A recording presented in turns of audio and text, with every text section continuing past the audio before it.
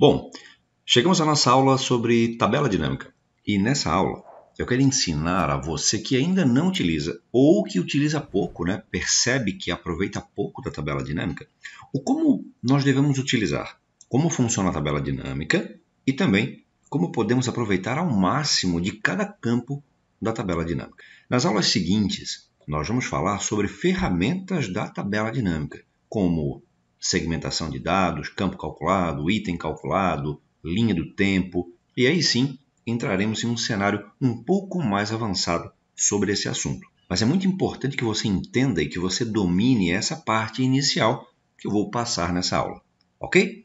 Bom, vamos aos trabalhos então.